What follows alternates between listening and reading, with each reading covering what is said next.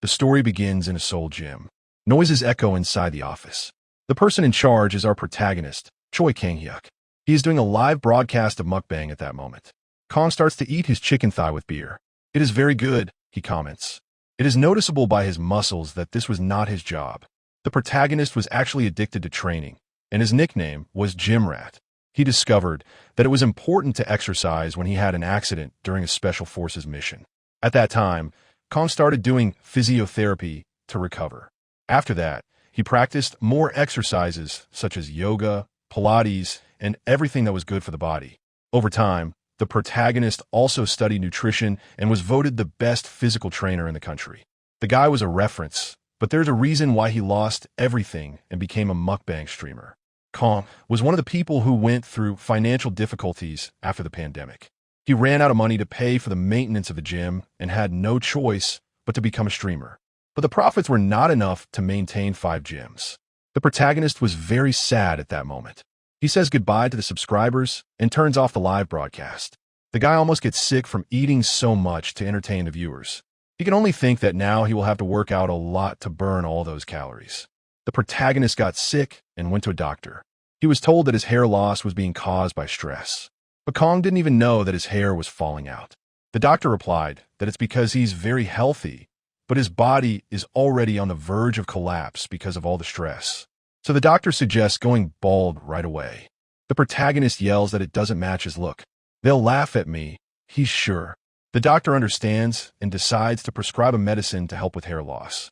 But the most important thing is that the protagonist decreases stress on his own.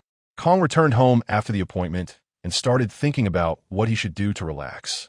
In his head, there was only physical exercise. But the protagonist knows he has to try something different and takes out his cell phone to research some things. At that moment, he enters a website and finds several novels that are being talked about a lot. Kang completely forgot that his favorite novels as a child were Murim. Adult life was so hectic that he never read anything about martial arts again. Kang grew up in a very poor place with his grandparents and always borrowed Murim stories from the neighborhood bookstore. His grandfather even fought to get so many novels in the day. Now the protagonist is happy to rescue this memory. He starts browsing the site and seeing several novels that are being released, but one in particular caught his attention. The title was Shaolin Monk, written by Gaejeong. It was about a boy named Mujin who had just entered the Shaolin Temple. The protagonist was interested. He remembered that, during all these years, he never stopped to do something he liked so much. He was always focused on work. But now, he found something where he could really relax. Night came, and the protagonist ended up falling asleep while reading the novel. Suddenly, a flash flashed, and Kang was sucked into the cell phone. He woke up with someone calling him by the name of Mujin, saying that the training would begin. The protagonist woke up scared, and the first thing he saw in front of him was a completely bald child in monk clothes. The boy yelled at him to hurry. Kang wondered why he had a child in his house and why he was bald. The little boy approached and asked why the protagonist called him a child, while he was older and bigger than the protagonist. Kang is 180 centimeters and weighs 90 kilograms. He was incredulous and asked who was older here. The protagonist finally realized that this was not his home. It looked more like a temple. Suddenly, his muscular personal trainer form decreased, and he also became a bald child. Kang screamed in despair, and the boy asked what happened. The protagonist's biggest concern was that he went bald. The little disciple in front of him continued to call him Mujin, and he noticed the familiar name. Kang understood that it was the name of the main character of the novel he was reading. But he didn't despair so much because he thought this was just a dream. It always happened when he was a child. He spent the whole day reading and then dreamed that he was the protagonist. At that moment, the disciple continued to say that they needed to hurry. Kang obeyed, while saying that he would enjoy this dream. The two arrived together at the training temple and heard a shout from the teacher. The monk told the latecomer to take their places immediately. Kang thought everything was very realistic. The master asked the boys to do the horse stance first. The protagonist looked at the movement and realized that the man was talking about squatting. All the disciples did the same movement that the teacher ordered. But Kang, being the best physical trainer, knew that the exercise was being done wrong. It's even likely to break his knee in the long run if it continues like this. Kang has faithfully dedicated himself to the proper exercises since he had that accident. So he knows better than anyone else how to perform the movements so as not to harm any part of the body. Kong has always seen his competitors teach students how to train the upper body and totally forget about the rest, but now he's come across children doing wrong exercises. For the squat, it would be necessary to close the legs more and straighten the back. The teacher tells the children that the lower body is the basis of martial arts. The protagonist almost explodes listening to these teachings. The disciples begin to tremble in this position, and the monk explains that for the punching technique, it is necessary to use the lower body to maintain balance. Kong does not follow orders and thinks about what to do to help the poor boys. He would have difficulty exposing his opinion if it were in real life. But as he thinks this is a dream, he decides to speak. At that moment, the protagonist shouts that they know nothing about exercises. The monk and the other disciples look on in horror. The same boy from before approaches Kong and asks him to calm down. Meanwhile, the teacher, who felt insulted, asks who he is to disrupt his training. The other men also support the master and say that the protagonist does not have the behavior worthy of Shaolin disciple. Kong finds this dream very realistic and even feels the vibration of the voices, but he stands firm and refutes the accusations of the superiors, saying that he only pointed out what was wrong. In real life, he was always direct with his students and never intimidated anyone. As the best physical trainer in the country, he knew exactly how to help others, but now he was being bullied by bald people. The teacher gets so angry that veins appear on his forehead, and he asks if the protagonist is saying that Shaolin training is wrong. Kong opens a wide smile on his face, realizing that for the first time, he's going to argue with a martial artist. He then explains that the knees will suffer a lot in old age if this method of current training continues. The master replies that this is the excuse of those who are weak. Kong says that it is a contradictory statement since everyone who is here is exactly because they are weak and want to get strong. The teacher is calmed down by one of the second-class students, who explains to the protagonist that no one here trains to get stronger. They actually train martial arts so that they can enhance their senses and achieve enlightenment. Kong is willing to drive everyone crazy with anger and asks if the disciple is stating that Shaolin is a place where the weak cannot reach enlightenment. The guy gets angry, just like the teacher, and shouts that he is saying that body training is done in a severe way so that their minds are also trained. The man continues to give his explanation, and the protagonist suggests that they are just trying to train young minds. The disciple does not understand the point he wants to reach. Kong says the monks are too busy training the young people until they suffer injuries. When they're old and have damaged knees, no one will care about them. This means that achieving enlightenment is not having health in old age. The beginner disciples understand the protagonist's point of view. They talk to each other. This makes a lot of sense. The superiors start to break out in a cold sweat, realizing that a possible rebellion is going to happen. Kong points to one of the monks and asks, how much training time did he spend to achieve enlightenment? The superior disciples comment among themselves, this bald brat is crazy to mess with Haiyung, a first-class monk. At that moment, the man gives a scream so loud that it leaves all the disciples writhing in pain. Kong looks impressed and says, this first-class disciple really is powerful. Haiyung walks up to the protagonist. The martial arts of a Buddhist group are usually used as a tool to achieve enlightenment. However, my martial arts are different. They're used to protect myself from evil and demons. The teacher understands that he cannot rest while this boy is here, because there is a chance that he will cause a bad influence to the people around him. But it is also against the rules of the temple to punish such a young child. That's why he suggests that the protagonist prove that the Shaolin training methods are wrong. Kong can go ahead and teach the correct form. However, he will have to beat a second-class disciple who is trained in the Shaolin method. Kong starts to sweat cold and asks, who will I fight? The master replies, it is only fair that he fights someone who joined the team at the same time as him. He then calls Mugung. Haiyung adds, the fight will take place in 7 days so that Kong trains the methods he considers correct. Gung approaches, and the monk says, this will be the fighter of the Shaolin method. The protagonist doesn't think it's fair because it's kind of obvious that Gung is in a higher weight class than him. But he understands that Haiyung is using someone who entered at the same time as him, so that the protagonist has no way to complain, even if this opponent seems superior. The protagonist was right, and that's exactly what the master thought. He just wanted to shut the mouth of this brat who was against his training. But Kong confidently replies, I accept the challenge. A week will be enough to prove that I am right. The master calls him by the name of Mujin and says, you chose the hard way. Then he turns to the other disciples and tells them to go back to the training. That boy from the beginning goes to the protagonist and advises him to apologize to the monk Haiyung so as not to get complicated. Suddenly, the monk yells for Mu Yul to go back to his position. He obeys. The teacher is not at all happy with what happened today and promises that he will solve it in 7 days. In the hours that followed, the protagonist joined the other disciples and did his own training. He was scolded by one of the superiors, but replied that the teacher let him do the exercises he wanted. The monk responds to the second-class disciple who actually gave permission for the boy to create his own training. Kong stood behind the smaller disciples and started joking that his knees wouldn't last much longer. The boys were already sweating from being in that position. It got worse when he heard the protagonist's lines. The monk, Haiyung, tried not to pay attention to the boy, but Kong continues to say that his cartilages would not last long.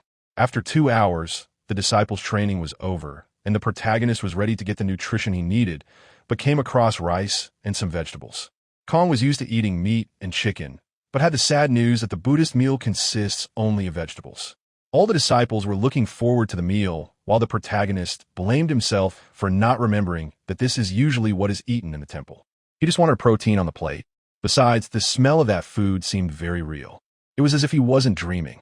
Kong knew he couldn't get meat there and tried to convince himself that only vegetables were enough, but time passed, and the protagonist stared at that plate. He couldn't take it anymore and shouted that this is wrong. They can't eat only vegetables after so much training. The monks ask him to speak respectfully in front of the food. The man is ready to punish the protagonist, but Kong thinks he didn't do anything wrong because he just complained about not having a decent meal. In addition, he needs to have a protein or else all his training will be thrown in the trash. At that moment, someone walks through the door and starts laughing. Everyone turns their attention to the leader of the cafeteria, named Hyunmon. The cook is kind and asks the protagonist if there is something wrong with the food. He replies that he does not have enough food, and Hyun asks if he needs more accompaniments. The cook thinks that the protagonist is just a complaining child. If that's the case, just ignore it. Kong asks if there is any protein supplement, examples like chicken breast. Everyone looks horrified at the protagonist, as if he had committed a crime. Yul keeps calling Kong by the wrong name, and asks worried if something happened, because he has been acting strange since he was. The protagonist screams that he only needs to eat protein. Yul opens his eyes and realizes this is not the real Mujin. Kong quickly thinks back on everything that has happened. He realizes he was really tired during the exercises, and the food smelled strange. The boy sadly concludes that this is not a dream, because he would have woken up a long time ago. Kong thinks of a plan to escape. He knows he can't cause any more trouble. The disciples are already angry about his actions, and things could get worse. So, he sits calmly and apologizes to everyone. I acted strangely because I was very hungry, he says. The cook smiles, happy that the boy seems back to normal. But then, Kong asks him to bring some beans and mushrooms, shocking Hyun, who thought he was back to his old self. After that, Kong realizes that from now on, he will have to get used to being called Mujin. The next day comes, and the boy goes to class. He studies the Buddhist scriptures after breakfast and morning training. But he can't concentrate because he's thinking about how to leave the world of the novel and return to reality. He easily concludes that he will return when the novel is finished. Kong also thinks that his situation isn't so bad. After all, he is Mujin, the main character with exceptional talent in the novel. But there's a big problem. Kong understands that he acted without thinking and ended up being marked by the disciples. The story might change from now on. This could be problematic for anyone, but for Kong, it's even better. He smiles and says, since things have reached this point, my goal will be to make everyone recognize my training method. Scene change. Hyun and the monk Haiyung are talking. The cook says he thinks Mujin is different in a good way. Then he asks, what does the man intend to do? Haiyung replies, I gave him 7 days to prepare and prove that he is right. He will fight Mugang. The cook laughs and asks, is a Buddhist practitioner going to punish a disciple just because he acted outside the line? But he admits that he's looking forward to seeing Mujin fight the most competent boy among the new disciples who arrived this year. Shaolin Temple recruits hundreds of new disciples every year. Some drop out because they can't handle the hard training and leave for another sect. In the end, only about 10% stay on Mount Shaolin. Mugang was one of the rare cases who stood out among the disciples. So, he was chosen to teach Kong a lesson. The 7 days pass. Kong and Mugang are ready for the fight. The master says they can begin. Scene changes to a few days ago. Yo was impressed by the protagonist's strange position. Kong replied that he was stretching. His friend had never heard anything like this. The protagonist explained that it is an exercise done before the actual exercise. It serves to prepare your muscles and tendons so that your body understands what it is doing. Stretching also increases the flexibility of the muscles and the range of motion of the joints. Yo had never heard anything like this. The protagonist encouraged him to try. The little bald man tries and asks if it's right. Kong corrects his posture and says that he's doing well, actually better than he thought. Suddenly, they hear someone praising Gung's punches and looks in his direction. The disciple seems really superior to the others and makes a perfect attack sequence. He is praised for the execution, while Kong trembles just thinking about taking a punch like this. Now he thinks that a week won't be enough to take down a monster like this. Scene returns to the present moment. The monk Haiyung anxiously waits for Gung to win. He remembers that in the last few days the protagonist followed his own exercise schedule. His training was pointless, so Haiyung is sure that he will fail and Gung will punish him as he deserves.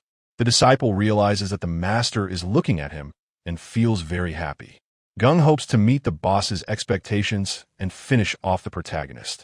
At that moment, Kong begins to stretch and stretches his body, then asks if he can start.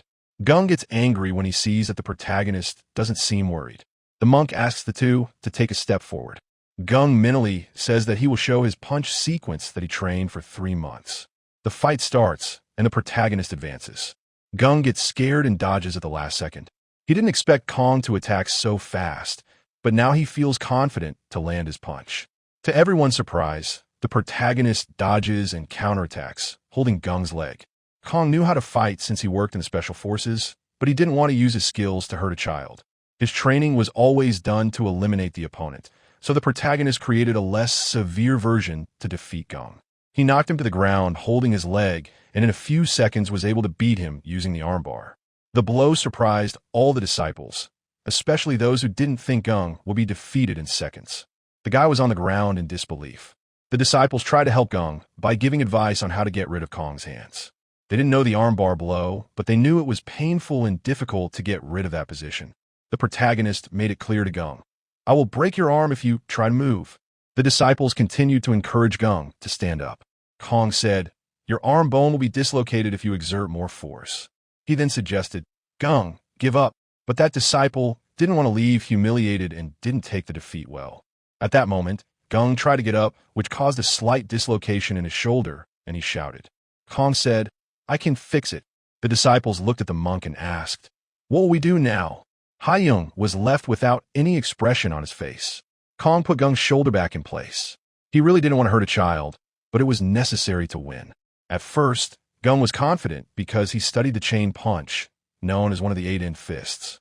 The fist, elbow, and shoulder are the main weapons to perform the technique.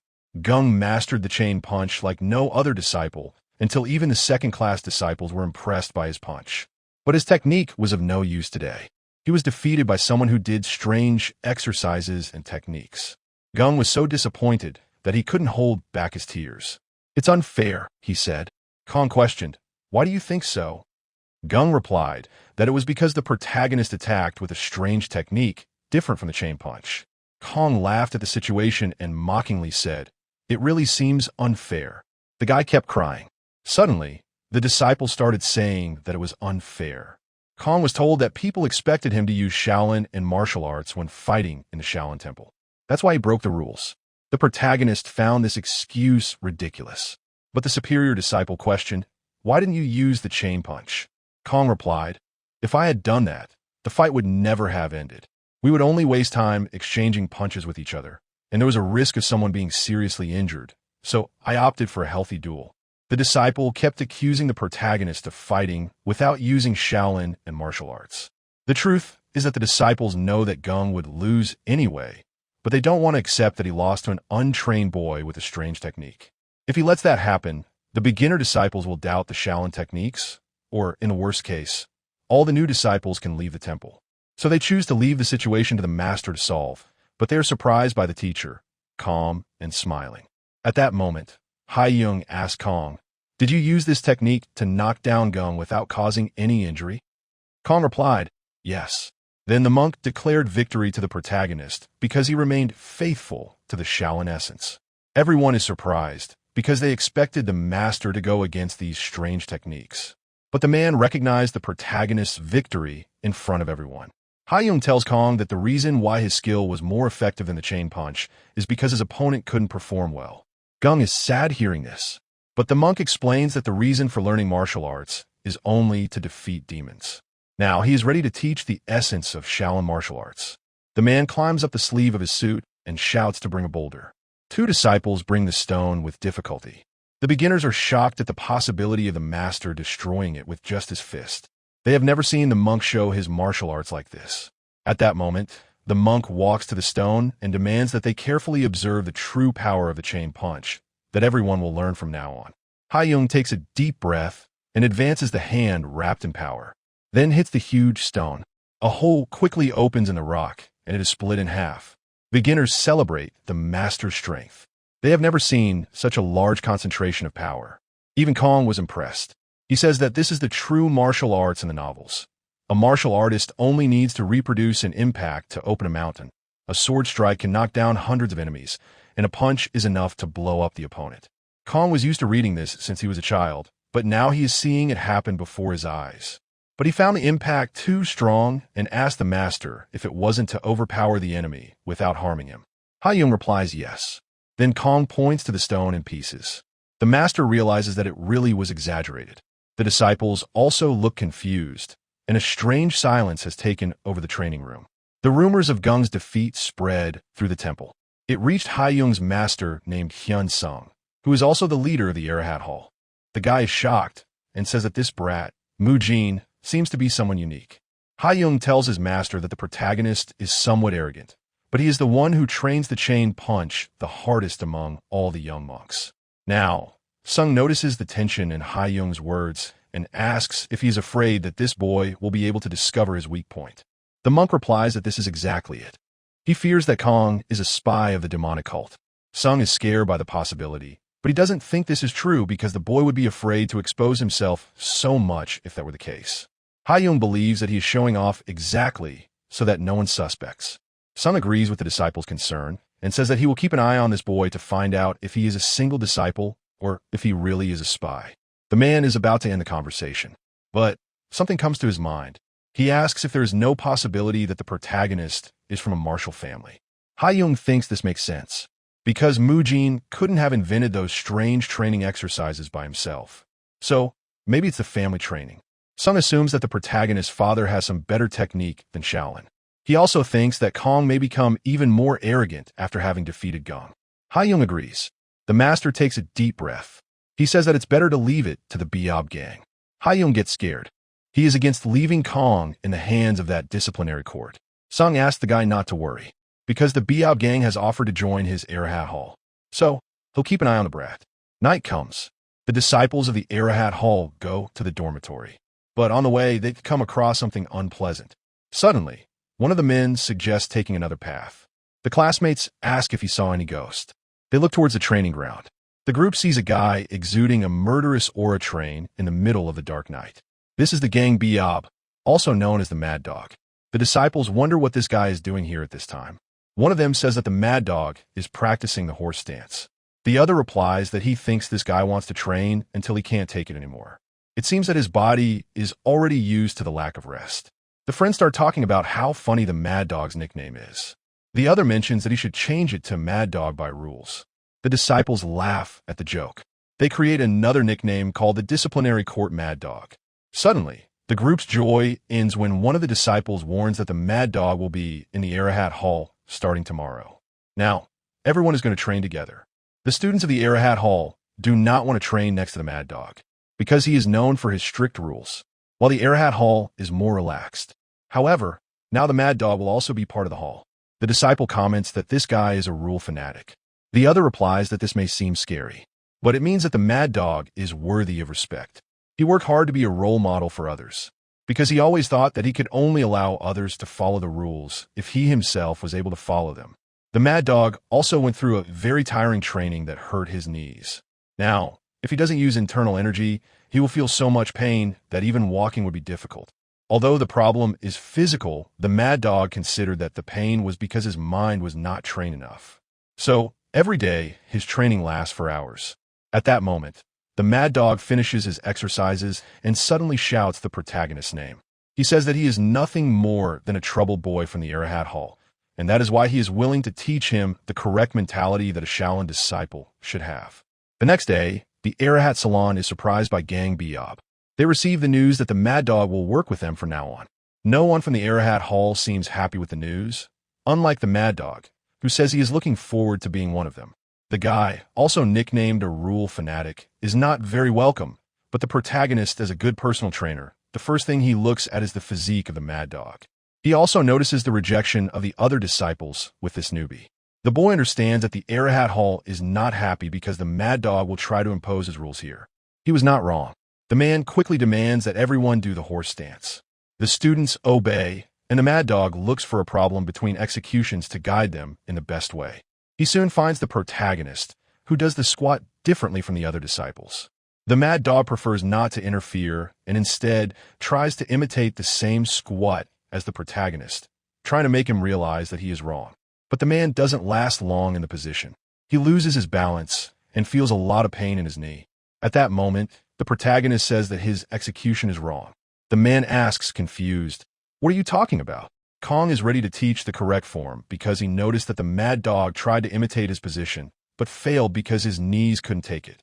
In addition, his knee creaks every time he crouches. Kong knows that the master's body is being damaged day after day, and he can't watch it happen in front of him.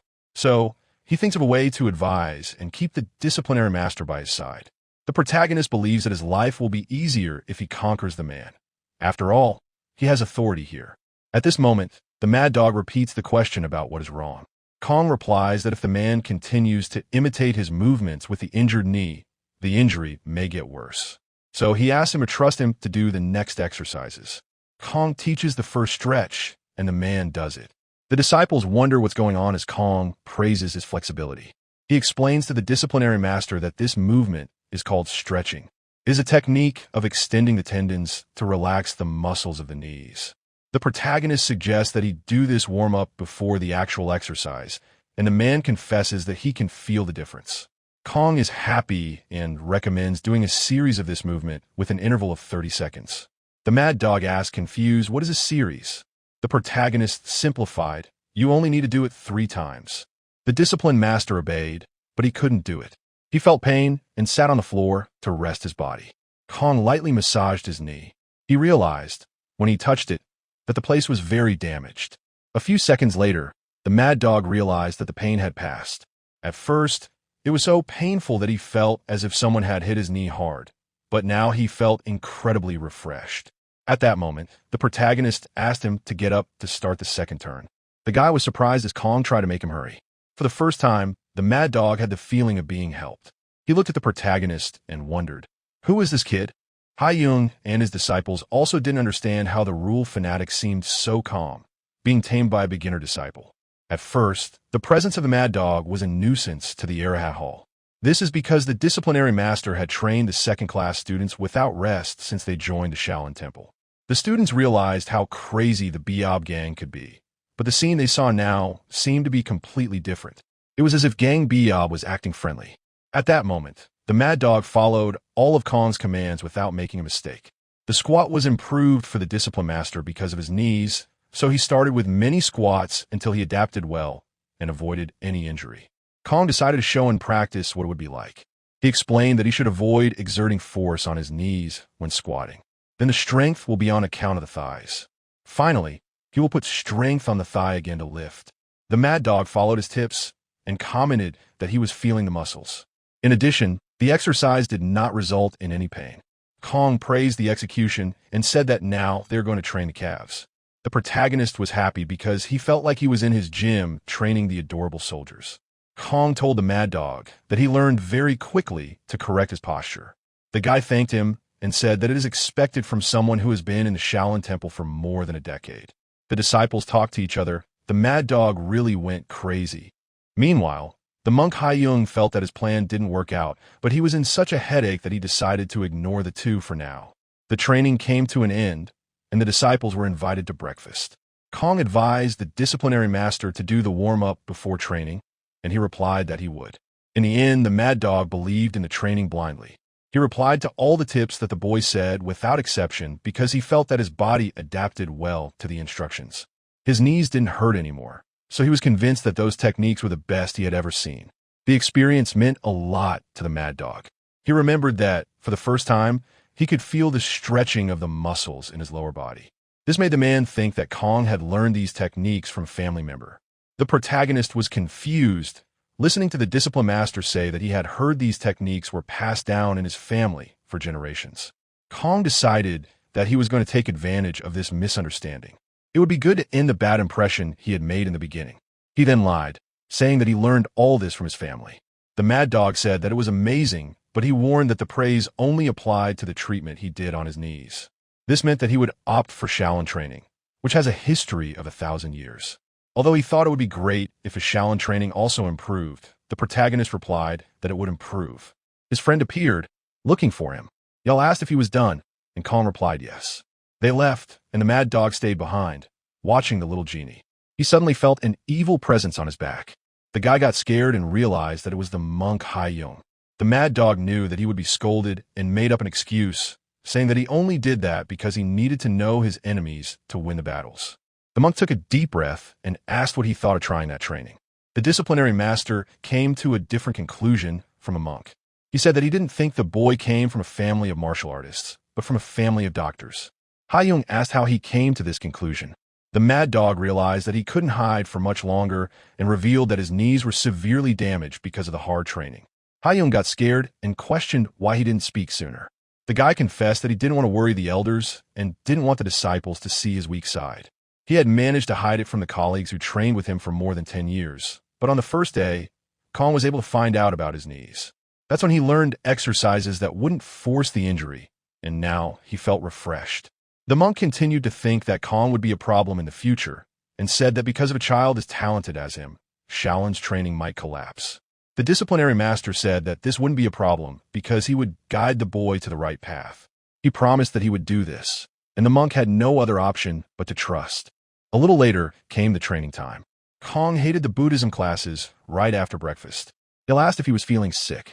Suddenly, the monk Haiyong calls everyone's attention. Today, he says, I will start the new training to master internal energy. Everyone knows that one can only master the skills of martial arts by harmoniously combining internal and external energy. So, dedication is expected to learn this. Before starting, 2 disciples will do the demonstration. They assume the lotus position. Then, Haiyong says, the first step is to close your eyes and focus on the breath. Inhale and let the air pass through the nostrils and throat. The breath must continue until it reaches the energetic core. The protagonist jumps for joy seeing this happen in person. He has always dreamed of cultivating internal energy. The students are instructed to stand in the lotus position. The other disciples were excited, just like the protagonist, and received this training as an extra motivation. All the little ones dreamed of being a high-ranking monk, able to break stone and learn the techniques of martial art. So, they focused on Haiyong's voice and followed the instructions several times. But the protagonist could not concentrate because he had the feeling that something was strange. The method was different from what he read in novels. Kong hoped to learn things like yin and yang, the 5 elements, or Eastern philosophy, but believed that there is some important reason not to learn it now. He decides to focus on training. An hour later, the protagonist was in the same position, trying his best to follow the monk's instructions. He really wanted to get internal energy because he remembers that he saw in the novels that this is the source of power that allows a human to split a mountain. Not only that, the protagonist was sure that after getting internal energy, he could fly in the skies whenever he wanted. So, he was looking forward to it. At that moment, the monk asked the students to open their eyes. Then, he explains that the energy circulation technique they have just learned allows them to feel energy and accumulate it inside the body. From today, he says, they must practice the energy circulation technique whenever they are free. The protagonist's mood changes completely when he realizes that he is learning a basic breathing technique. The boy doesn't have time to be sad because he soon receives a book. The second-class disciple informs him that this book has images of the meridians of a human being. Haiyong warns that there is no need to memorize the entire book, only the main meridians. This teaching will be necessary when circulating internal energy or even to defeat an opponent, he adds. The protagonist is happy with the book. The meridians are basically a passage where energy flows inside the body. The monk asks for help from a second-class disciple to teach the names and locations of the meridians to beginner students. Kong listens carefully to the explanation. He decides to memorize everything today. After a few hours, the training came to an end. Kong headed to the dormitory. His head still remembered the teacher's instructions about memorizing the meridians and practicing the technique of energy circulation whenever he was free. Suddenly, his thoughts were interrupted by a noise. Kong finds the mad dog training. The guy happily replies that he is doing exercises now that his knees don't hurt so much. The protagonist starts to get annoyed because he taught those exercises that don't hurt so much so that the master's knees could recover. But that won't happen until the guy doesn't give his joint a rest. The mad dog doesn't pay much attention and asks him to look at his muscles. Kong yells at him to stop it, then explains that the guy can't force himself to get stronger when he's injured. The protagonist calms down and apologizes for losing his mind. He decides to give the disciplinary master a knee massage to improve the tension. The man feels a little pain at first, but Kong is used to doing this. At the time he was in the special forces, his body was heavily trained and he was confident to carry out the mission of the day. On the day of the accident, the protagonist had to cross a river and ended up falling. The accident was so serious that he was forced to retire from service. The protagonist was for a while feeling totally lost, and now he feels that the mad dog is the same way. His knee injury may lead to a forced retirement. So Kong advises him to take care of his own body to return to work 100%. The disciplinary master understands what the protagonist means and affectionately touches his head, saying that he feels that the boy went through bad times before coming here. But leaves, of course, that the Shaolin Temple does not abandon its disciples just because their bodies are in bad condition. The man smiles, giving confidence to Kong, who is pleased to hear this. The mad dog celebrates seeing the protagonist feel at home. This was the first scream the man let out after entering the Shaolin Temple, but he returned slightly to his position and asked where Kong was going. The boy replied that he was going back to the room to practice the energy circulation technique. The disciplinary master is surprised by this because he thought that Kong was already able to master this technique since he comes from a family of doctors with so much training.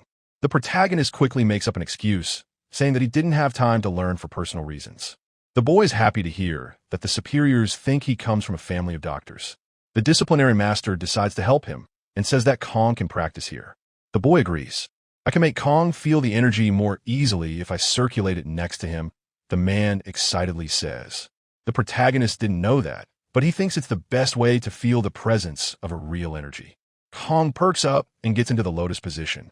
The disciplinary master warns, I will start circulating energy. Stay focused and try to understand everything. The man starts, and the protagonist feels waves of energy. It's as if the air around him is different. He concentrates to replicate it. Suddenly, an orange light appears around the mad dog. Kong did not see this during the monk's training, but he remembers seeing something similar in the book, where it was called energy.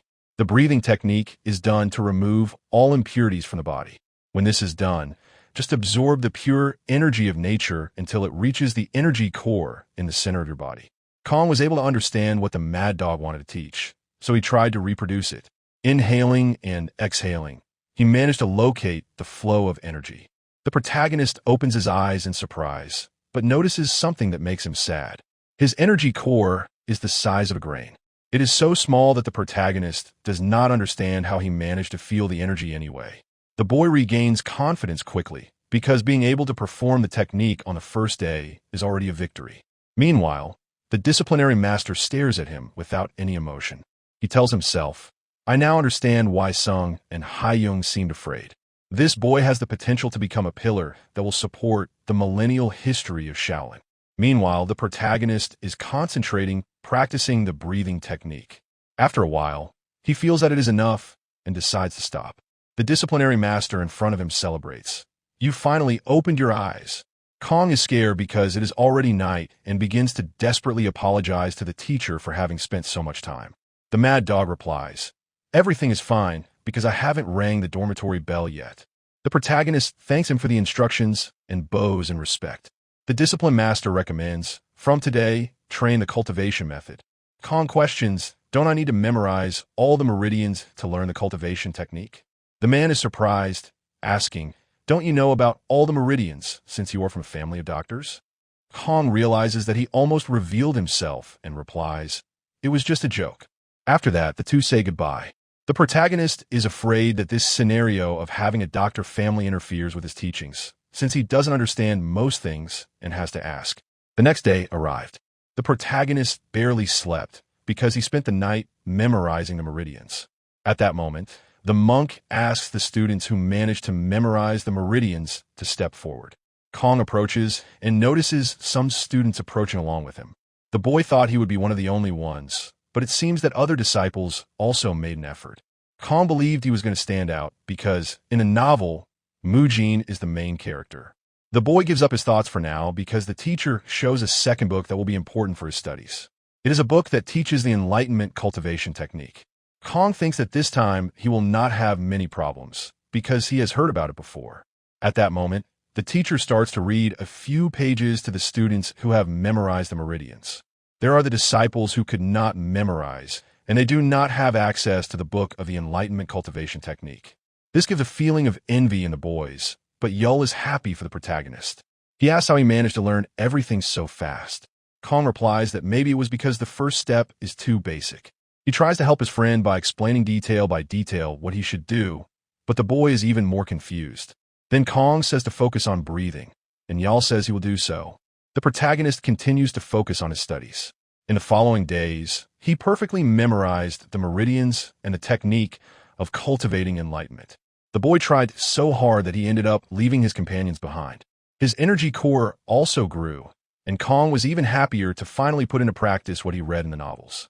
The training progressed smoothly, and at that moment it is possible to see the protagonist cultivating on top of a rock. His training is disrupted by a noise. He realizes that it is Yul. The boy is carrying his friend's exhausted body. Kong suspects that Yul has done something wrong, but the friend says that this is not a corpse. The protagonist asks why he's carrying this body around. Yul replies that it's because Kyung is unconscious, and he doesn't have much strength to carry on his back. Kong quickly goes to meet the boys and checks on the disciple. It doesn't take long for the protagonist to find some bruises on Kyung's body. Yul is surprised because he didn't imagine that the boy had been beaten. He takes a look at the bruises and gets scared. On the other hand, the protagonist finds Kyung's name very familiar. He didn't have many memories of this boy, but thanks to Mujin's memory, he was able to see some things that happened before entering the novel. Kyung used to be isolated from all the other disciples. He even ate alone during meals. That's all that Mujin's memoirs can show of the protagonist. He still finds Kyung's name familiar, but unfortunately, he doesn't remember anything. Yul says he doesn't understand why Kyung would take a beating. Kong also has no idea. The next moment, the protagonist says he knows who would have this information. They just need to find out who entered before Kyung on the application form and ask him if he knows anything about the boy. Yul is surprised by his level of thinking, but doesn't think Gung would hurt someone like that. Kong also thinks not, but Gung came in here before them and must know what this place was like. At first, the scene changes to Gung. The boys wait for an answer from him. Kyung's body, being carried like a corpse, piques Gung's interest, and he asks what happened. Yul loses his balance and ends up letting the poor boy fall. The bang was loud. Gung asks if Yul just finished him for good. Kong is ready to ask some questions, but Gung doesn't feel very happy in his presence and acts very ignorantly. The protagonist didn't expect such a bad reception and remembers that a junior must have patience with beginners. The guy replies that he is the veteran and the protagonist, in this case, is a junior. Kong doesn't mind being called that and says that Gung will become a veteran who was beaten by a junior. Gung brusquely replies that he only lost because he let his guard down. Kong says mockingly that it was definitely because of that. The guy gets furious and challenges him to a fight. The protagonist got what he wanted and attacks first. He grabs Gung by the clothes and knocks him to the ground. The guy is again submitted in a few seconds and complains about this crazy guy always using strange techniques. Kong laughs, saying that this result will be repeated hundreds of times. Gung tries to get out of the situation and can't. The protagonist explains that he can tell why he lost, but Gung doesn't know why. He wants to understand this, and Kong ends up letting him get out of the grip. The protagonist knows that the way this guy treats him is because he holds a grudge for losing the previous fight, but that's not all. In fact, Gung doesn't accept that he lost to an unknown technique, and that's what bothers him every day when he sees the protagonist. At this moment, Kong takes a deep breath and questions again if he knows why Kyung was beaten. Gung replies that it must be because the boy got involved with Mute. The protagonist asks who Mute is. The guy explains that he is one of the disciples of the outer sect of Shaolin, son of the owner of the Seeable establishment. Kyung's father works as a doorman at the Seeable establishment. One day, the monk Haiyung was trying to recruit Mute to the main temple. Then, he discovered Kyung's talent, so he brought him along with Mute to the temple. The problem is that Mute thought that Kyung was trying to steal his place. Since that day, he started to intimidate him with his group. Kyung can't report to the masters what's happening, because his father still works for Mute's father. The protagonist can't stand to hear that, because this is not a school to have this gangster group. He asks what Gung did to change this, since he is the biggest influence among beginner disciples. From the expression, it seems that the guy did nothing to help Kong, which makes the protagonist more angry. Yal just watches the discussion unfold among his classmates, until Kong tells Gang that Yal believes he is the strongest among all. At that moment, the two look at the boy who is motionless.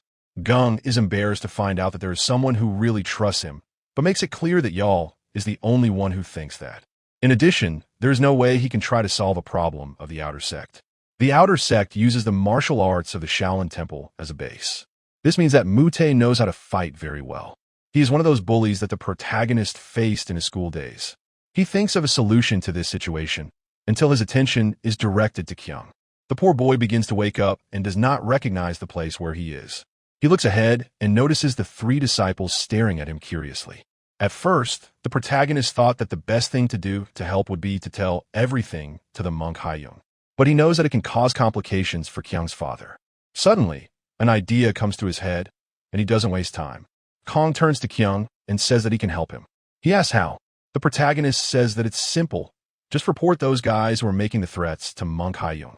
Kyung lost hope hearing this, and asked if the protagonist was joking. He fears that his father will lose his job because of it. Kong interrupts him, saying that he has a solution for this case. It is enough for Kyung to become a top martial disciple. Whoever has this title has some privileges. While disciples of the outer sect usually remain outside of Shaolin, Kyung will have more freedom inside the temple. Even if they meet, those bullies can't recklessly mess with a main martial disciple of the Shaolin Temple. Everyone understood where the protagonist wanted to go. Everyone but Yal. That's why Kong summarized by saying that disciples of an external sect can't threaten a main martial disciple and his father. The truth is, the protagonist thought this wouldn't work. But the image of Mad Dog saying, "The Shaolin Temple never abandons its disciples," appeared in his mind. So he is confident that his plan will work. The protagonist looked into Kyung's eyes and asked if he was ready to make it work. The boy was silent, and that upset Kong. Kyung starts to tremble. The protagonist has no patience and angrily asks if he intends to allow his father to work for a bad family like that. The harsh words echoed in Kyung's head. He didn't want his father to go through anything he went through, so he shook hands with the protagonist with strength. He assured that he would do his best to change this. Kong was happy and started the second part of the plan. Maybe it will take a while for Kyung to become a main disciple, so they will have to expedite a solution so that the boy is not bullied until then. Kyung asks how to do it.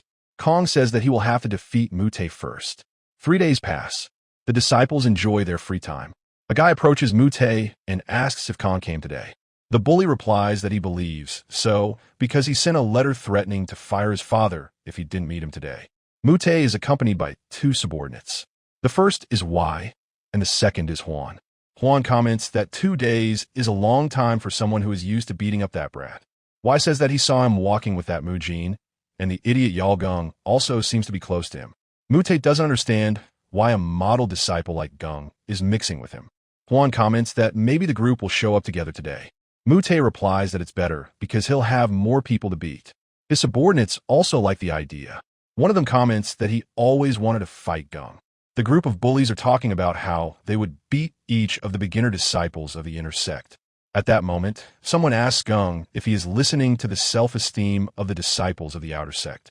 He laughs, saying that he is looking forward to it. The protagonist arrives, leading his group. The subordinates laugh at the protagonist's trust and say that he was only able to defeat that gorilla with nothing but muscles because the guy had no talent. Kong asks Gung if he heard these insults. The guy replies, yes. This further increases his anger. He now wants to end these bullies. Huan walks while asking if Gung thought they were going to be scared. Gung replies that he can beat him up right now. Kong divides the opponents and leaves Mu-tae for Kyung to take care of. He asks if the boy remembers what he learned and receives an affirmative answer. Mu-tae bursts into laughter when he hears who is his opponent. The duel is divided. Gung will fight Hwan, and Kong will fight Y. Finally, Kyung will face Mu-tae. The boy seems terrified. Mu-tae tries to play a psychological game, asking him to remember what can happen to his father. Kyung almost fell into his trap, but then he remembers what the protagonist said. There's only one way to get around the situation and free his father from that damn job. It was these words that gave him the strength to move forward. At that moment, Kyung prepares a punch, yelling not to talk about his father. Mu-tae dodges in time and hits a punch in the opponent's ribs. The scene changes to the Gung duel. Gung stops Hwan's blow with his right hand and starts squeezing. The opponent can't get rid of it and asks, since when did this guy have so much strength? He looks up and realizes that Gung is giving off a totally different vibe. This change was also thanks to the protagonist, who insisted Gung join the group and defeat those bullies. He convinced him by promising that if he accepted, he would explain what was the mistake that led him to be defeated that day. Gung accepted in exchange for finding out why he lost. The protagonist then explained every detail, starting that Gung was 100% confident in his chain punch. But this blow was not everything. Kong makes an attack position and says that first, Gung should try this with his body. He prepares to attack with the punch and chain and asks the guy to try to avoid it. Gung dodges it accurately. The protagonist says that he will now make a second attack that he will also have to avoid. The guy was confident because it was just avoiding a blow, but then he was hit in the leg. He fell to the ground screaming in pain and said that the protagonist lied. Kong assumes that he did it because it would be too obvious if he expected a punch. This means that Gung needs to trick his opponent in order for his attacks to work. Gung finally understood and trained with the protagonist for days. Now he needed to test on a real opponent who didn't wait for his attacks. Kong replies that that's more or less it. What will really help his confidence? The protagonist remembers a novel he read about a swordsman. He was the strongest in the place, not only for his precise techniques, but also for his unshakable confidence. That's why Kong recommends that Gung play a psychological game with the opponent. The enemy is likely to feel even more powerless. The scene returns to the current moment. Gung shakes his opponent's hand without backing down, but the guy refuses to give up and asks if that's all he has. Gung replies that he will actually hit him with the chain punch, then advises him to do his best to avoid it. The scene changes to Kong. Before the fight, Kong receives some advice. Gung managed to learn everything he struggled with and understood where he went wrong. This advice brought the boys a little closer. That's why Gung felt he should give Kong some advice. He said it was not good to underestimate Mu-tae's allies. After all, so far the protagonist has only beaten him. Kong questions if the guy didn't say he was the strongest. Gung replies that he wasn't fighting with all his strength that day, and adds that he would have used his family's martial arts if it wasn't just a workout. Kong was interested in the subject. Gung said he would also use internal energy that he had accumulated. To explain better, he took the boys to a more secluded place. Kong complained about the suspense. Y'all stood guard, watching to see if anyone was going to see them, and gave the green light. Gung felt confident to impress his new friends. He took a deep breath and unleashed his internal energy. Not only were his blows accurate, but his speed increased quickly. Kong couldn't even follow his kicks with his eyes. He realized that this was completely different from the fight he had with Gung. That's why Gung said things could get dangerous if he revealed his real skills. Kong understood why Gung wanted to teach him the skills he learned from his family, because subordinates would probably not use techniques they learned in the Shaolin Temple. At that moment, Kong faces why. The first thing he noticed was that the subordinate didn't know how to control his internal energy yet, which was convenient for him. Why complained about Kong not advancing? He thought Kong was afraid, so he decided to start attacking. But the truth was that Kong wanted to analyze the posture of the punch and compare it with Gung's teachings. He came to the conclusion that his friend was right and thanked him for it. At that moment, Kong dodged the punch and chain given by Y without any problem. Y ended up hitting the wall behind Kong. Gung had already warned him how it would be, so it became predictable. Y felt a lot of pain in his arm and moved away a little to think of a solution. But Kong didn't want to wait and ran towards him. Y put his arms in front of his face while begging him not to get any closer. Kong took the opportunity and directed the punch to his stomach.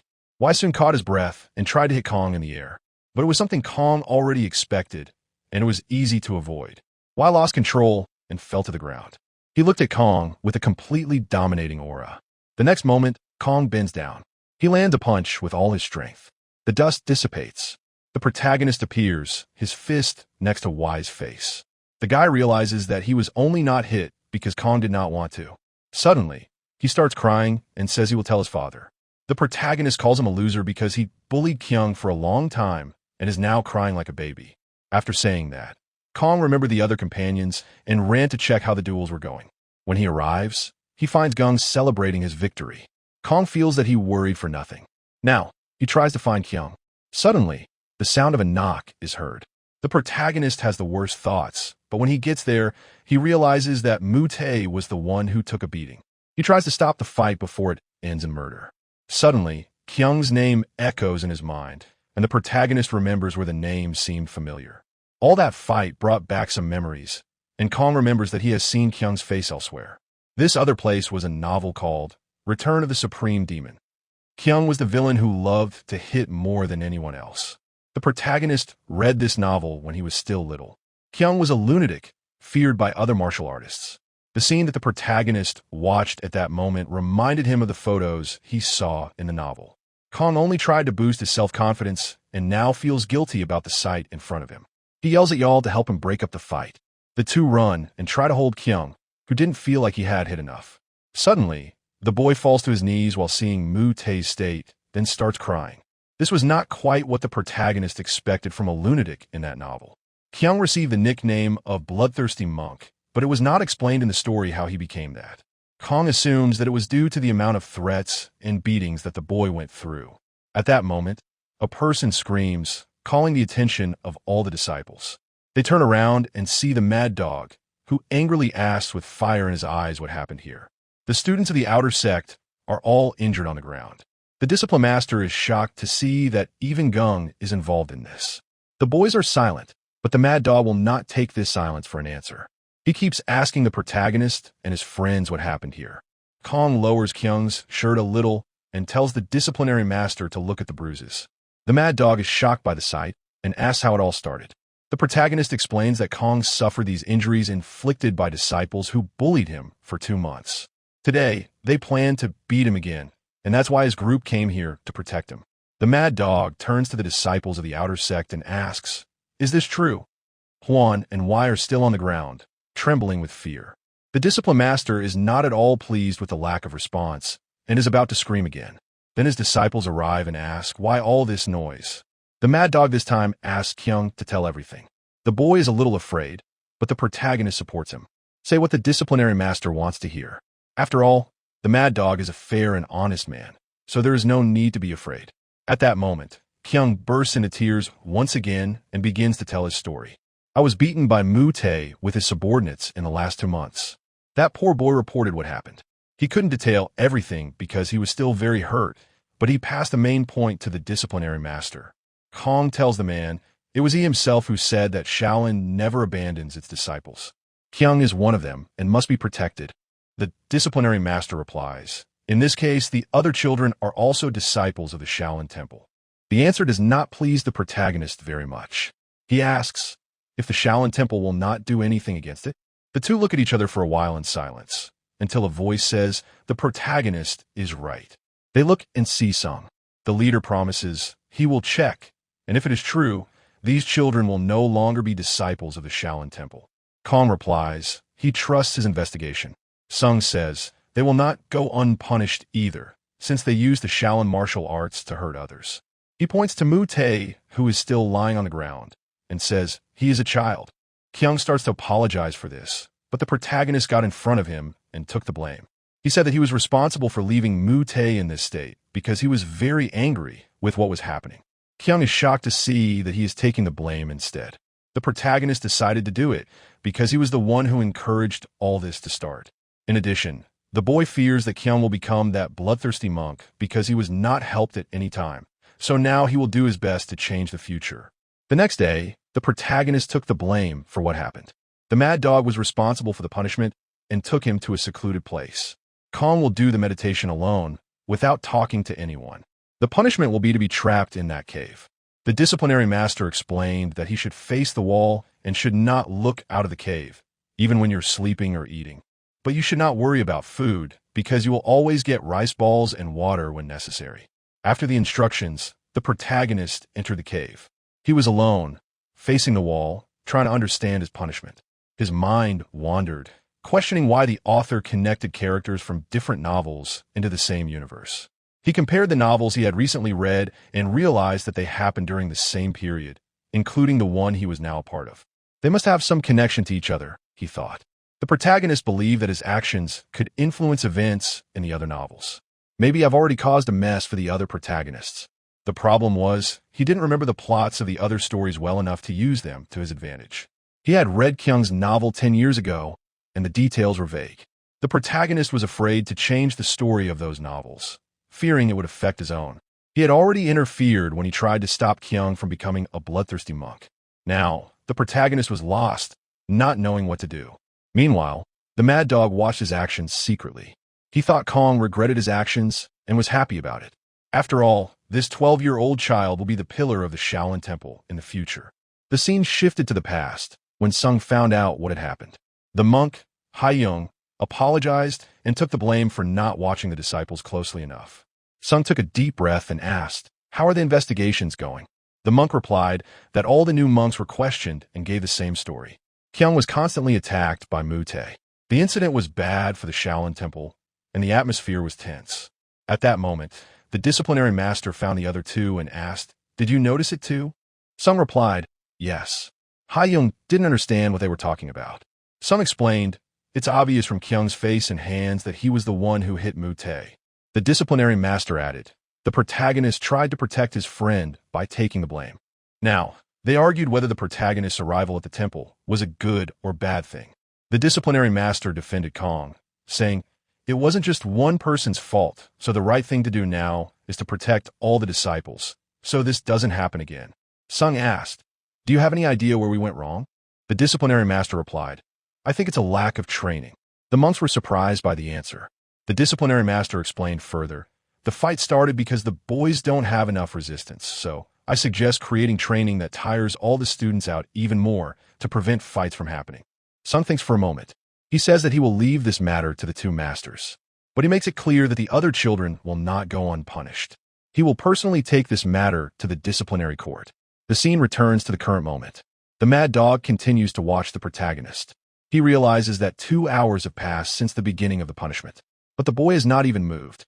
So, the master sees no reason to keep watching him today. He hides his presence while leaving the cave. He says he will be back tomorrow.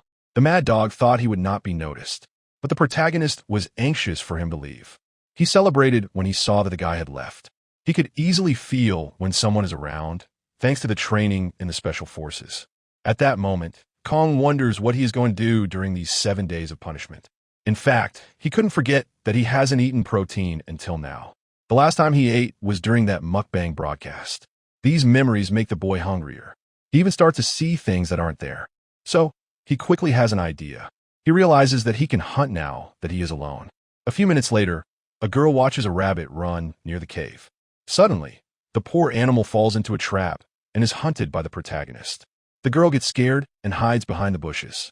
The scene shifts to Yichun Prefecture, an area near the Shaolin Temple. Shaolin disciples scattered in this place to gather information. Soon after, they gathered at the entrance of the Siabul escort establishment, accompanied by the deputy leader of the Shaolin Outer Hall, named He Gao. Mute's father, named Shimin Pyong, received everyone. He expected to receive good news, but soon noticed his son's face behind the outer sect leader. Shimin is visibly upset and angrily asks why Mute is shaking. The outer sect leader thought of passing on the message as lightly as possible, but he ended up getting angry and shouted that this kid, instead of training, caused a conflict within the Shaolin Temple and beat up his own comrades. Mute runs into the arms of his father. The leader of the outer sect adds that he also discovered that the establishment, Siabul, is forcing the population to give them money. The leader didn't think there could be anyone in the province who would do something like that. But it happened, and there is a way to solve it. The man shouted for his disciples to arrest these people and prevent them from using martial arts in the future. Shimin shouts for his guards to keep these disciples away from him. A confrontation begins between the disciples and the guards. But it's kind of obvious that the one with the most training wins. So, it was easy for the men of the outer sect to beat these guards. The leader's next order was for the disciples to return everything the guards had unjustly taken from the people. Passers-by began to approach when they saw that Shimin was caught. The leader walked up to the group and asked, "Is there anyone named Bang Jian here?" A man quickly introduced himself, saying that it was him. Suddenly, the leader lowered his head as a sign of respect. Bang asked, surprised, what happened? It was revealed that it was his son who suffered at the hands of Mute. The leader apologized for not having prevented this from happening earlier. He also knew that an apology was not enough, since Kyung was badly injured. But he clarified that the Shaolin Temple would take full responsibility for this. In the end, the leader, Hai Gao, and his disciples helped Bang transfer to work as a transporter at the Shaolin Temple. Now he has a stable job and a fair wage. The next day arrived, and the protagonist found a trap very similar to the one he made to catch the rabbit the day before. But this was done carelessly. It seemed that someone tried to imitate what he did. This aroused concern in the protagonist because he thought all the time that he was alone on this mountain. Kong heard a rustle in the bushes and found the person responsible for copying his trap. The girl started running, scared, while the protagonist asked her to wait a while. But she didn't stop running, and when she looked back, she realized that there was no one there. The girl thought she ran away from the protagonist, but he suddenly appeared in front of her. A loud scream was heard, and Kong managed to hold the girl. She cried and begged for forgiveness. The protagonist watched her face and wondered what such a beautiful girl was doing in a dangerous place like this mountain. He found a way to make her feel safe. A few minutes later, the girl ate the food that the protagonist prepared. He understood that she tried to copy his trap for rabbits because she was hungry. On the other hand, the girl did not understand why a monk was eating meat. The protagonist replied, embarrassed, that he has his own reasons for it. But he was still curious to know why she went so deep into the mountains. Moreover, this place is under the Shaolin Temple, and she wears different clothes. The girl thought for a moment about the reasons that brought her here. In fact, she was abandoned by her entire family because they considered her useless. But the girl was ashamed to tell the protagonist about it. Even so, it was easy for Kong to assume that she ended up here because she had some family problem.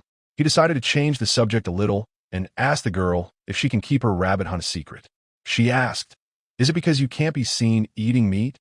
The protagonist vaguely replied, "That's also one of the reasons. If you help me in return, I can return to the city," he added. The girl asked, surprised, "Can you even do that?" Kong replied, "There's a shirtless monk who always comes here and is quite influential, so I'm sure he can help her. She just has to wait at the entrance of the cave." The girl followed the plan. A little later, the mad dog returned to the cave. Suddenly, she started calling for him. "I need help to find my group again," she cried.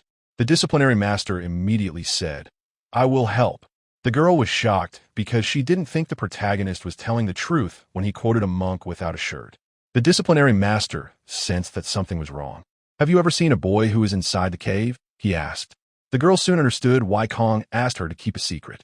She then replied, "I was so afraid that I didn't even approach the cave. But anyway, I didn't see anyone enter or leave." The mad dog was impressed. "I always believed that the protagonist would never let me down," he said. As everything was calm, he decided to go back and take the girl to the city. "What is your name?" he asked. The news of returning to the city made the girl happy. "I'm Ryu Suwa," she introduced herself. After that, the two moved away from the cave. The protagonist realized that he was alone. He celebrated that his plan worked, but then remembered that he did not ask the girl's name. He tried to convince himself that everything was fine because he thought he would never see her again in his life. A little later, the scene changed to the Shaolin Temple. The mad dog called Kyung to tell him something important about his father. He revealed that the Siabul establishment that was run by Mute's father had completely closed, but Bang found a new job in the Shaolin Temple. The mad dog also said, "Now everything is fine, and you can just focus on being a good martial artist." Kyung started crying and thanked them for what they did. "I promise that I will do my best from now on," he vowed. The disciplinary master tried to calm the boy down. 4 days have passed since the beginning of the protagonist's punishment. He used what he learned in the special forces to survive in the middle of this isolated mountain. One of the lessons included in the survival training was basically how to get food. At the time, the protagonist found that girl. He didn't realize a big problem. It turns out that the fire he made in the middle of the mountain could incriminate him. When he thought about it, he started cooking things inside the cave, all to leave as little evidence as possible because it may happen that he needs to run out and not have time to hide the mess. Apart from that, The protagonist was very happy to finally eat meat again. The 5th day arrived. He got up before the Shaolin temple bell rang. He wanted to do the lotus position, but not because he wanted to. In fact, the protagonist felt the presence of the mad dog approaching. The disciplinary master was happy with his disposition. He entered the cave and began to collect the water and rice balls. Then, he put on a new meal. The man came out of the cave, and the protagonist looked at the food with disgust. He didn't understand how the disciples thought it was normal to survive by eating only that, which is why Kong couldn't help but hunt. The 6th day arrived, and the protagonist started doing the physical exercises again. He had eaten enough protein, and now he must catch up on his training. During this isolated time, the protagonist realized that the breathing method used during the exercise was similar to the energy circulation technique. So, he tried to combine the cultivation technique of enlightenment and exercises to start his own type of training. The result left the protagonist's body completely refreshed, but he didn't know that what he was doing was called energy accumulation. Finally, the 7th day of wall-facing meditation had come to an end.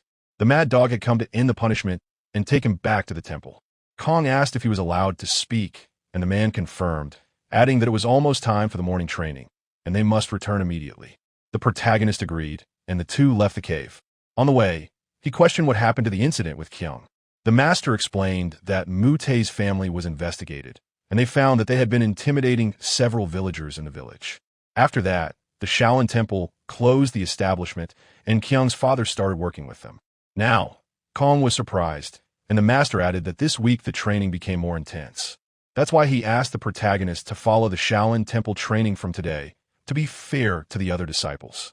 Kong didn't want to do those wrong exercises and suggested that the master could let him do a different training, but as intense as the other disciples. The mad dog replied that they could talk about it later. A few minutes later, the protagonist returned to the Arahat Hall. He was greeted by the cheerful Yael. They hugged, and the boy reported that the training had been very intense. Kyung said that he was very tired, and Gung revealed that it was very difficult.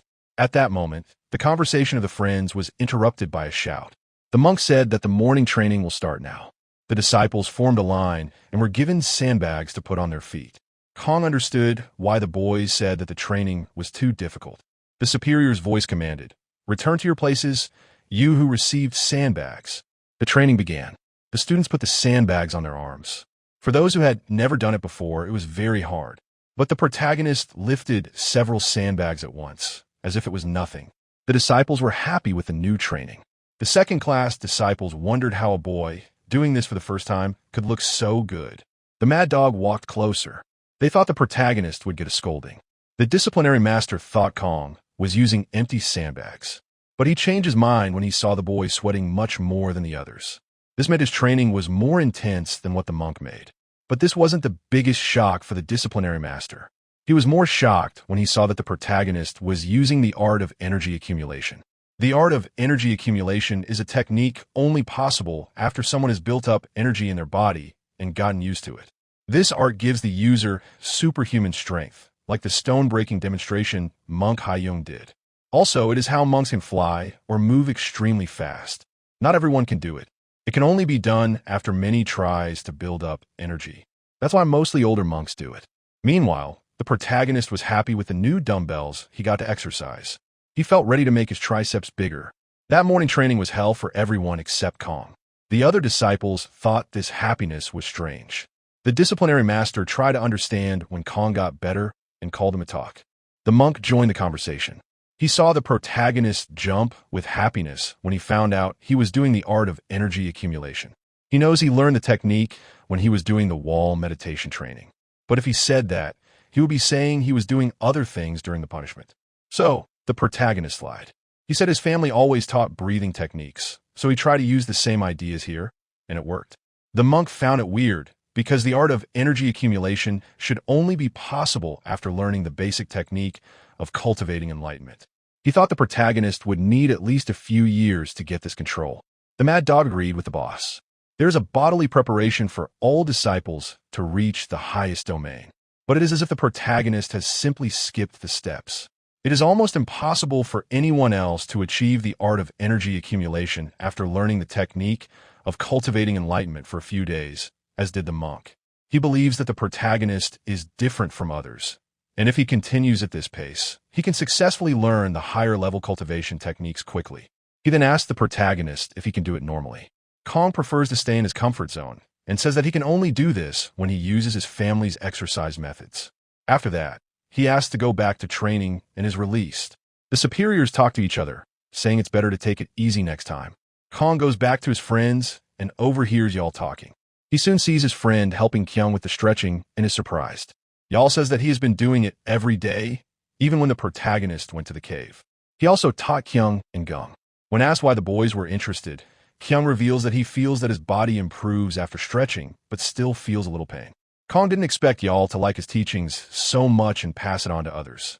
He didn't think so, because he didn't see y'all appear at any time in the novel at first. The protagonist imagined that he could become a talented martial artist, but y'all is a little slow to solve things. He notices Gung restless and approaches the guy. He starts asking what he wants, and the two face each other. The protagonist asks why Gung is not doing the stretch. Y'all says that it is because the boy's body is rigid. He doesn't finish talking about the reason why, and he is silenced. Kong questions if Gung is not doing the muscle stretching technique just because his body is stiff. The guy gets annoyed by these questions. The protagonist reassures him by saying that having a rigid body is not such a bad thing. That's what muscle stretching is for. Kong makes it clear that he will not make fun of his attempt to perform the exercise.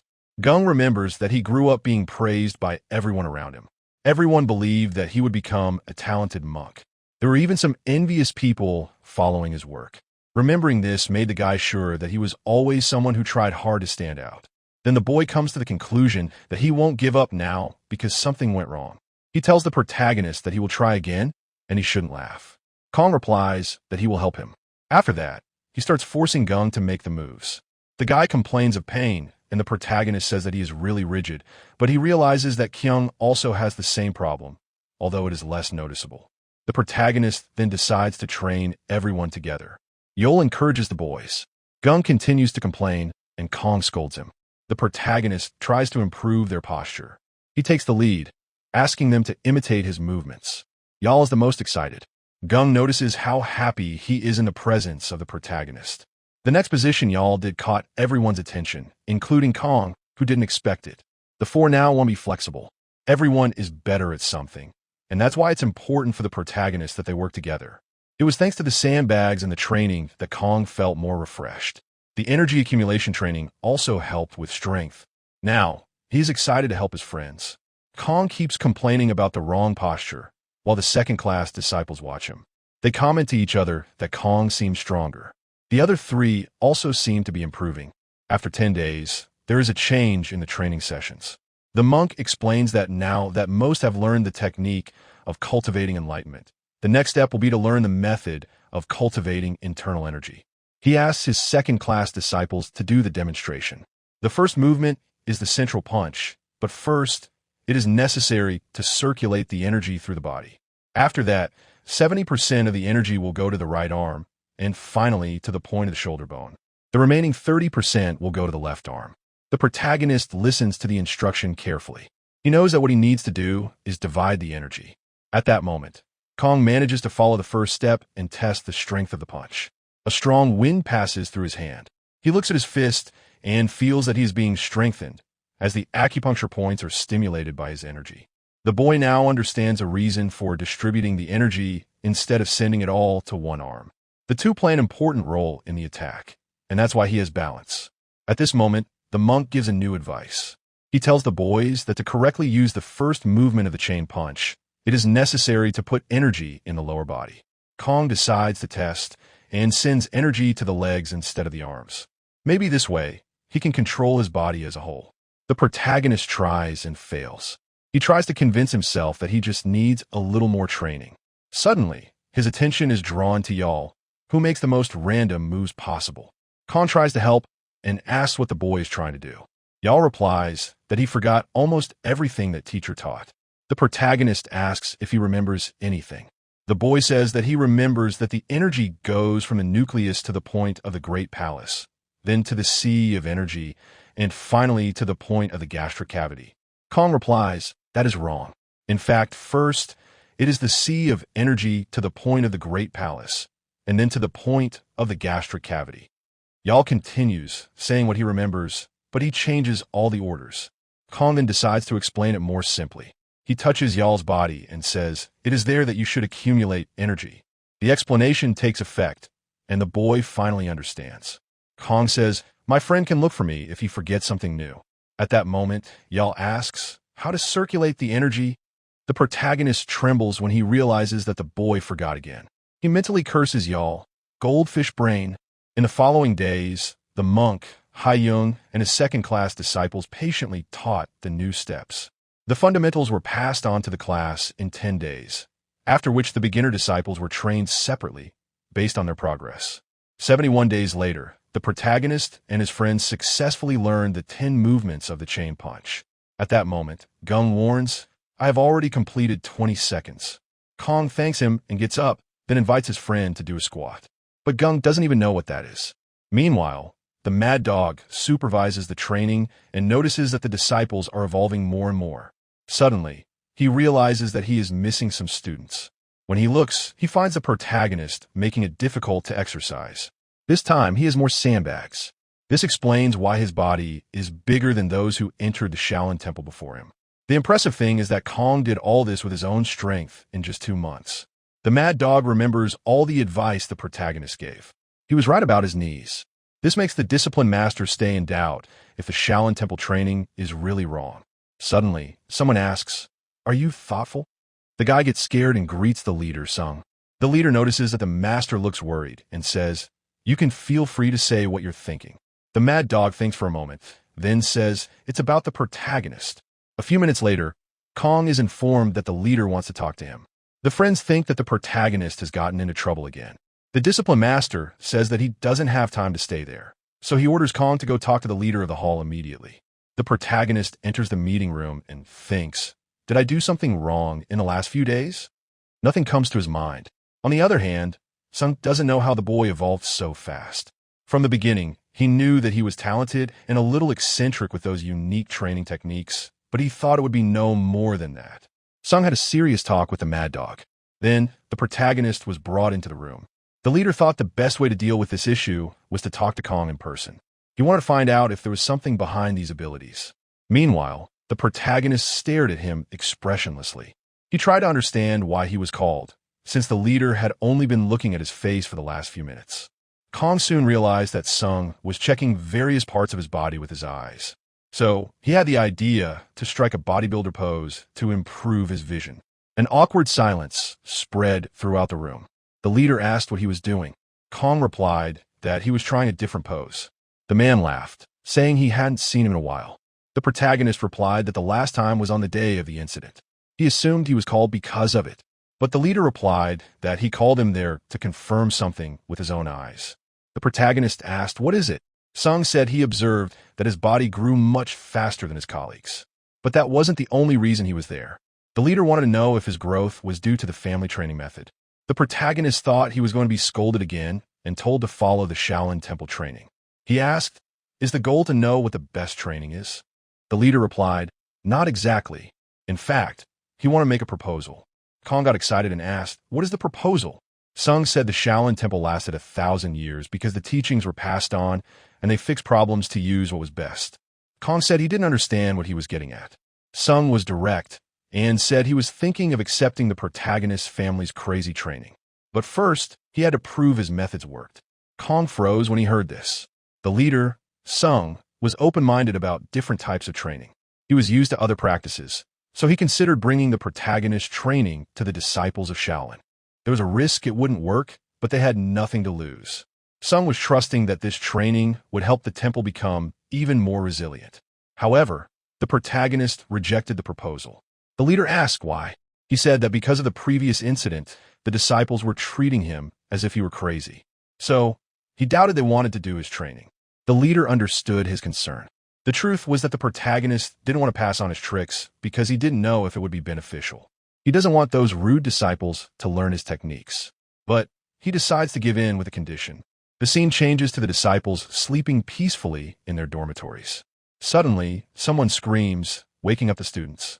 They wake up in fright, unsure if it is time to train. A voice orders them to go to the training ground. The disciples run desperately in the middle of the night. They are surprised to see the protagonist among the monks. Hae-young announces that there is a reason why everyone has been woken up earlier than usual. It is because they will have a different training to warm up the body before the dawn training. He adds that the protagonist will be in charge of this training. The disciples tell each other that they will neglect this training. After all, the one in charge is someone who has a bad reputation. The protagonist is determined not to be underestimated and yells for silence. He makes it clear that, from today, he will teach each of the special methods during the night. And during the training, he will be the commander. So, he orders them to call him instructor and obey his commands. The disciples are silent. Monk Hae-young finds it amazing that Kong still has so much energy inside his body. Some disciples seem not to have understood the protagonist's leadership. They keep mocking the boy, which arouses Kong's anger. He asks what is the reason for the laughter. The boys are silent after being scolded. Kong asks those who have problems with him being the instructor and think they are better to step forward. The boys who laugh feel that they have found the perfect opportunity. The four surround the protagonist, but he is calm about it. He says that they can come all at once. The boys attack and end up hitting themselves. The protagonist disappeared in front of everyone. In fact, he already knew what the attack would be and crouched in advance. Now, Kong gains the upper hand and attacks the first disciple by the neck. This move was very modern for the time of the novel. The protagonist knew that they would find it strange, but they can no longer call their training useless. Kong stood up and sent two more disciples into the punch. The protagonist's victory was determined in a few seconds. He turned to the other students, asking if anyone wanted to face him, but no one dared. Kong then finished by saying that from today on, they're to call him instructor during the dawn training. The disciples agreed, without much option. The protagonist then gave the first exercise. He made it clear that if the boys can't handle their own weight, the sandbags will be folded until they get used to it. The disciples were having great difficulties now. The disciplinary master joined the protagonist's first class. He thought the boys spoke like a true professional. It seemed he had taught someone before. Kang's training benefited from Kyung-gung and Mu Yeol, who acted as assistants. They were already good at getting the protagonist ready, so it was easier. The boys were in charge of controlling the young monks and adjusting their positions.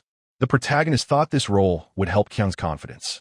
The Mad Dog also wrote down some tips for training alone later. The disciples from before also obeyed the commands. The protagonist felt both calm and stressed. He felt stress when a student made a mistake. A few days later, the effects of the training were clear. The young disciples showed an obvious improvement in their endurance and physique. Monk Hae-young and the disciplinary master began to trust the protagonist even more. So much so that they brought him something he wanted very much. Kong's eyes lit up when he saw the machine with the iron bar and the weights. He didn't expect to see a bench press here. Most of the equipment was simple wood. At that moment, the protagonist looked at the disciples. He realized training 70 students took a lot of his time. That's why he asked for this equipment. The monks didn't know how it could make the disciples stronger. Even so, they trusted Kong. For months later, the protagonist had improved his own physique and endurance. The barbell and wooden weights he lifted weighed about 9 kilograms. At the age of 13, he was already stronger than the second-class monks. Kong even lifted about 230 kilograms in the 3 main exercises. The boy was confident in his progress. Day after day, the months went by, and Kong lived a satisfying life, managing many young disciples. Autumn and winter passed. After that, the Shaolin Temple lost 20 beginner disciples.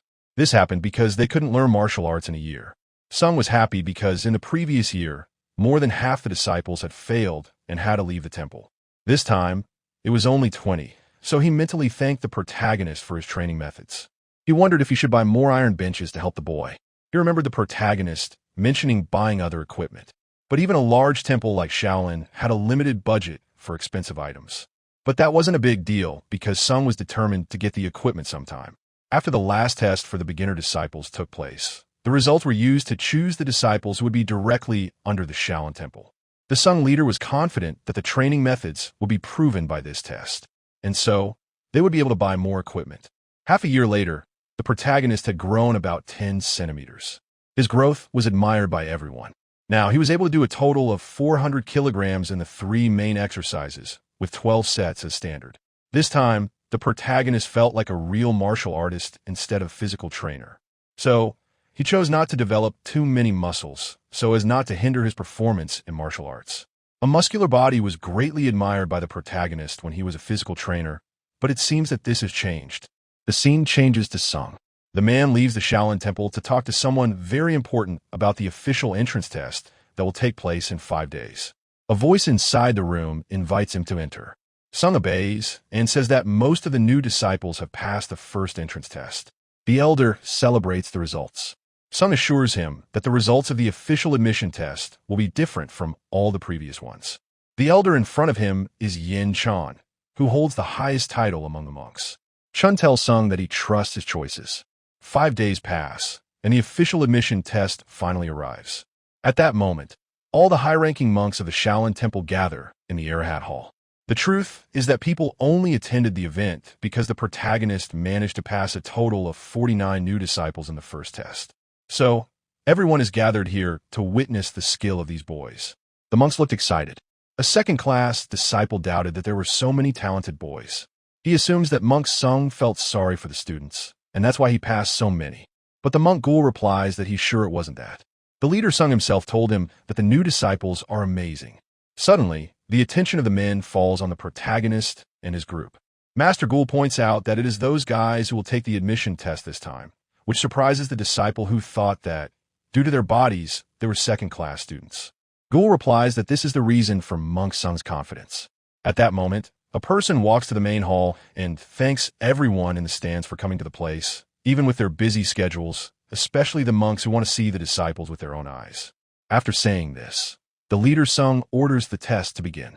Kong was cheering up his friends and scolding Y'all for not paying attention to his words, then encourages the group by saying that it is time to have fun. The test to officially join the Shaolin Temple has begun. It is simple, just fight against the second-class disciple known as an instructor candidate. The second-class disciple is ordered not to fight with all his might, because the goal is to see the skills of the beginning students. Elder Chun is shocked by the fight. Now he understands why Sung was so confident. It is noticeable that the standards of this group of new disciples are quite high. Sung says that a lot of fighting still has to happen, so the elder can save the judgments for later. He is happy that everything is going as expected. At that moment, Sung calls Y'all, the protagonist. He asks his friend if he remembers the advice he received. Y'all replies that he can leave because he will have fun. He says goodbye to Kong and walks to the Great Hall. Then he says that he is ready for the match. The fight finally begins, and Y'all runs to the opponent. The second-class disciple is shocked by the amount of technique that the boy has mastered. Now, the guy needs to check how Y'all reacts to situations, and if he can use his martial arts in different situations. At that moment, Y'all does a sequence of chain punches. The second-class disciple narrowly avoids being hit, but Y'all uses agility to his advantage and remakes one more attack. The guy holds his arm and tries to counterattack, but Y'all already expected this and quickly lowered it. The ghoul monk was incredulous. He didn't think that anyone could move in this way, but Y'all knew that he had the flexible body, and so he learned strategies in advance. The ghoul monk asks his disciple to observe this carefully, as this child will become his disciple and will be under the command of the outer hall in the future. At this moment, Y'all's test comes to an end. The protagonist mentally praises Y'all's crazy flexibility. He was the first to discover this talent, and that's why he helped his friend. At first, Y'all was confused by the acupuncture and flow points. He just focused on practicing the steps of martial arts without understanding the flow, but the protagonist managed to make the boy's body memorize everything by himself. That's what helped Y'all. At this point, the elder questions if Sung gave revitalization pills to these disciples. The leader laughs and says that the elder still has a lot to be surprised by, then calls Gung to the test. Kong wishes good luck and tells his friend to relax. The big Gung replies that he is already relaxed. The second-class disciples are surprised by Gung's size for a beginner disciple. Even the opponent is shorter than him. Gung feels that he has finally achieved the physique he wanted. All those hard training sessions have done. At this moment, he runs towards the second-class disciple, while Kyung asks the protagonist how he thinks Gung will perform. Kong replies that from the beginning, he realized that the big guy was not very flexible, so he created a training schedule focused on achieving a certain level of flexibility before training strength. Gung tried hard, and now he can even be compared to a battle tank. At this moment, Gung attacks his opponent with all his strength. The second-class disciple narrowly dodges. He realizes that he will not survive if he does not use internal energy. His internal energy activates, and he tries to hit Gung with one punch. but the boy avoids it. The disciples watch this in amazement, especially since Gung's attacks were on the same level as a second-class disciple so far. Suddenly, a man appears behind them and says, "That's not bad at all." The disciples are scared. It's Master Hai Dam, successor of the invincible body art. He was delighted with Gung's every move, because he could clearly see how hard he worked to minimize unnecessary moves. With this attitude, it's noticeable that the boy will follow the correct teachings of Shaolin. At that moment, Gung realizes that all eyes are on him. So, he decides to do something even better to be more eye-catching, but ends up getting distracted. At that moment, the second-class disciple finds an opening. The boy is hit in the stomach. The monk, who was praising his performance earlier, looked silently. Then, said that Gung is still young and has some ways to go. Gung sadly leaves the main wrestling hall. The protagonist tells him not to be upset because mistakes like this happen. But Kong couldn't hold back his laughter at the situation. Soon, Kyung's name is called for the next fight, and he says goodbye to his friends. The protagonist is confident that the boy will forget the problems of the past and not become a bloodthirsty monk. He is sure that Kyung is even more dangerous than Mu Yal or Mu Gang, so he hopes that everything will work out. At that moment, the fight begins.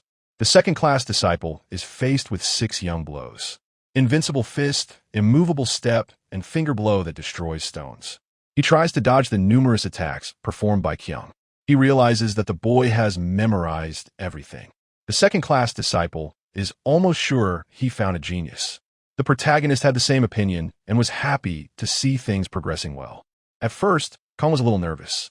But now, the protagonist's only fear is that his friend will get too excited and just go crazy, just like that time he fought Mu Tae.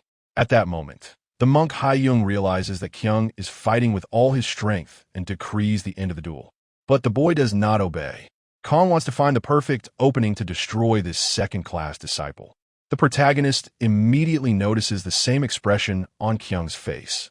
He wonders, scared, if insanity has taken hold of him. Then, he starts yelling at his friend to control himself.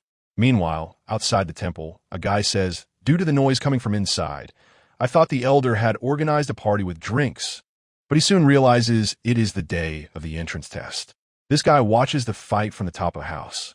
He manages to figure out which monks will want those beginner students. At that moment, the expression on Kyung's face catches his attention. Suddenly, he jumps from the top of the house, saying, "This crazy man is mine." Meanwhile, the fight continues in the main hall. Kyung ignored all commands to stop. Unfortunately, the second-class disciple falls to the ground, and Kyung finds the chance to attack. Everyone in the place is desperate, because the admission test shouldn't work like this. When Kyung's fist is about to touch the opponent's face, someone arrives at high speed and pulls him by the arm. The disciple lying on the ground recognizes that his savior is the monk Ha Guan. He laughs as he asks the boy if he was late. Monk Dam gets mad because Guan brought alcohol to the temple and asks, "Are you wanting to re-enter the cave of repentance?" The guy laughs and asks Dam not to play with these things. He then proves that it was not alcohol. He apologizes to all the viewers who are watching the fight, but I decided to intervene abruptly because I want to take care of this child. The second-class disciples talk to each other. Kyung seems to have exceptional abilities, but it is obvious that he has some mental instability, so the monk Guan is the best person to deal with him. After all, Guan is the leader of the Demon Extermination Squad, one of the only ones inside the Shaolin Temple who has the freedom to murder. Guan walked the famous path of the Asuras, a place where people gather to murder terrible and evil beings. The elder also thinks that the best choice is for Kyung to go with the monk Guan, as he is the only one who can help the boy control this insanity. That's all for today. For the next part, make sure to subscribe my channel Fire Recap. And you don't forget to share and like the video. I am out.